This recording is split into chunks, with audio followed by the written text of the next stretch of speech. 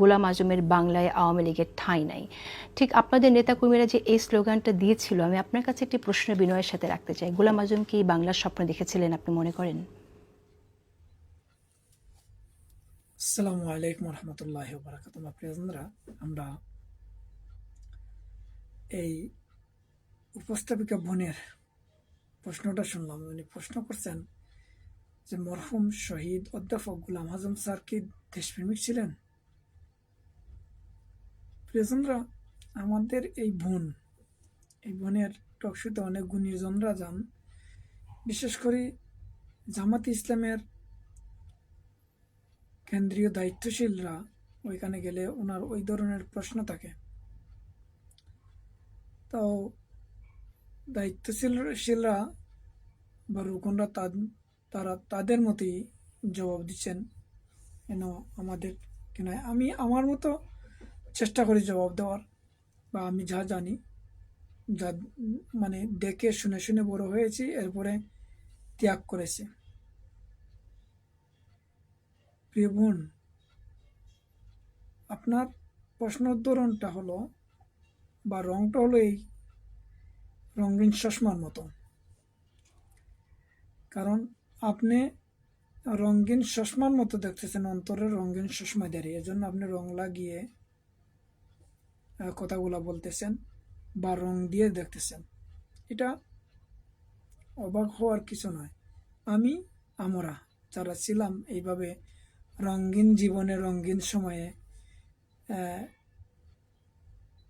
তাদের এই রং লাগানি কথা, রং মাখানো কথা শুনে শুনে আমরা শুনে দেখে দেখে বড় হয়েছি।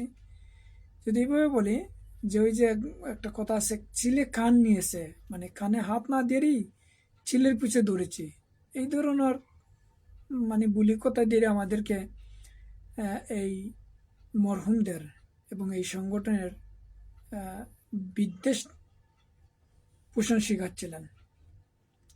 তো প্রিয় বোন, আসি আসলে কথা না বাড়িয়ে যেটা বলতে চাচ্ছি, আপনার কাছে আমার এই ভিডিও পৌঁছেবেনি জানি না, আশা করি যারা দেখতেছেন আপনারা শেয়ার করবেন বেশি বেশি, তাহলে পৌঁছে যাবে।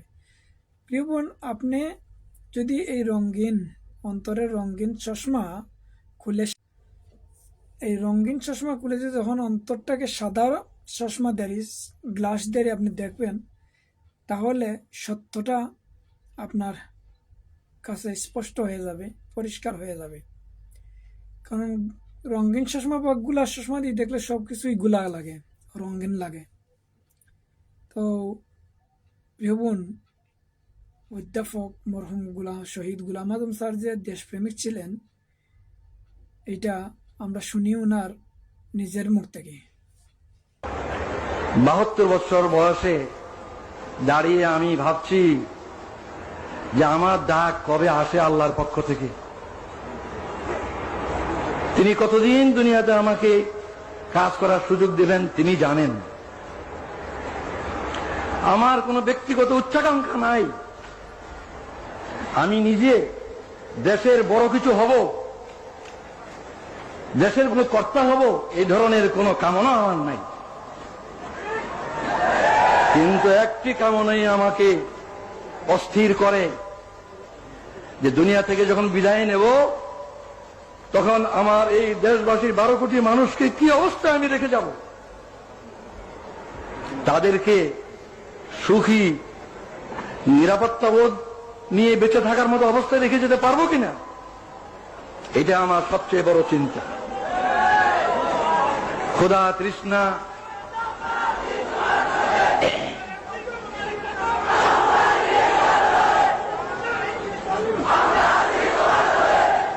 আমার এই সাধনা, এই চিন্তা, কিভাবে এই দেশের স্বাধীনতা সার্বভৌমত্বকে হেফাজত করা যাবে আর কিভাবে এই দেশের জনগণকে সুখী করা যাবে।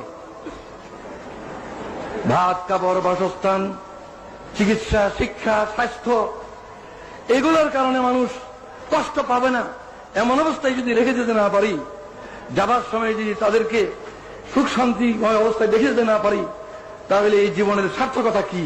এটি আমার একমাত্র ধান্দা। এই কথাটা চিন্তা করা সহজ, কাজটি সবচেয়ে কঠিন। কিভাবে আমাদের এই দেশের লোক এই দুর্নাম থেকে মুক্তি পাবে যে এই দেশ নাকি গরিব এবং ভিক্ষুকের দেশ, সারা দুনিয়ায় এই বদনামের বোঝা আমরা বয়ে বেড়াচ্ছি। এই দেশের লোকের উন্নতি হোক, এই দেশের লোকের এই বদনাম ঘুচুক, এটি আমার সবচেয়ে বড় সাধনা, সবচেয়ে বড় কামনা। এই বিরাট কাজটি এমনি এমনি হবে না, কোন এক দলের পক্ষে সম্ভব হবে না, কোন দলীয় সরকার একলা পারবে না, অনেক সমস্যা। তাই আমি মনে করি যে এই বিরাট কাজটি করা তখনই সম্ভব হবে যদি আমরা রাজনৈতিক ভেদাভেদ, বিদ্বেষ, হিংসা, সন্ত্রাসী রাজনীতি এবং এজিটেশনাল পলিটিক্স, উত্তেজনাপূর্ণ রাজনীতি ইত্যাদি ক্ষান্ত করে সুস্থ রাজনীতি আমরা সবাই করতে রাজি হই।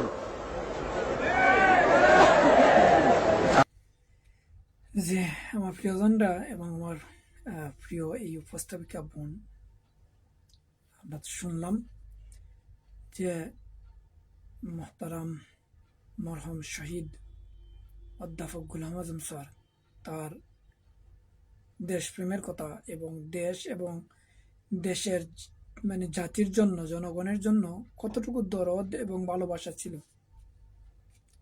কিন্তু আমরা ওই যে বললাম, আমাদেরকে রঙিন চশমাদের দেখানো হচ্ছিল, রঙিন করে দেখানো হচ্ছিল। এর জন্য আমরা এই সত্যটাকে জানতে পারি নাই, অথবা মানে জানলেও আমরা ওই রঙিনের ভিতরে রয়ে গেছি। প্রিয় বোন এবং প্রিয়জনরা, যারা এই রঙিন চশমার ভিতরে আছে, রঙিন দুনিয়ার ভিতরে অনেক রঙের ভিতরে আছে, এই রঙকে পরিষ্কার করে মানে সাদা করে দেখার একমাত্র শুধুমাত্র কেবলমাত্র একটাই বই আছে, একটাই গ্রন্থ আছে, একটাই কিতাব আছে, সেটা হলো আল কোরআন। এই আল্লাহ সুবহানাহু ওয়া তাআলা এই পবিত্র কোরআনকে গোটা মানব জাতির জন্য, শুধু মানব নয়, জিন এবং মানুষের জন্য আল্লাহ প্রেরণ করেছেন, যাতে মানুষের এই রঙিন চশমা যেন পরিষ্কার হয়ে যায়। চশমা কিভাবে এখন এই যুগের পূর্বেও থাকতে পারে যে ডিসকালার আছে, যে চশমা দেখতে মানে যখন সূর্যের বাইরে যখন তো কালার থাকে, কিন্তু সূর্যের মধ্যে, রৌদ্রের মধ্যে গেলে সেটা সাদা হয়ে যায়, পরিষ্কার হয়ে যায়। তো আমাদের যে মনের মধ্যে যে রং, চোখের যে রং, সেটা কোরআনের কাছে গেলে, কোরআনকে জানলে, কোরআনকে বুঝলে, বুঝার মন মানসিকতা নিয়ে কোরআন অধ্যয়ন করলে এই রঙিন চশমা সাদা হয়ে সব কিছু সাদা দেখা যাবে, সত্য দেখা যাবে। তাই প্রিয় বোন, সত্য জানতে হলে কোরআন থেকেই আপনি জানেন। ব্যক্তিকে চেনা জানা, তার অতীত, বর্তমান, ভবিষ্যৎ কিভাবে পরিমাপ করবেন, সেটা একমাত্র কোরআন ছাড়া আর দ্বিতীয় কোনো বই, কিতাব নাই, ব্যক্তিও নাই। তাই না জেনে মনের মধ্যে রঙিন রাখিয়া বরংস যার বিরুদ্ধে অপবাদ করছি, বরংস ক্ষতিটা আমার নিজেরই হচ্ছে, আমাদেরই হচ্ছে। ধন্যবাদ যারা ভিডিওটা দেখলেন, এবং শেয়ারের আশা রেখে আজকের মতো বিদায় নিচ্ছি। আবার কোনো ভিডিও নিয়ে হাজির হব। আসসালামু আলাইকুম রহমতুল্লাহি ওয়া বারাকাতুহু।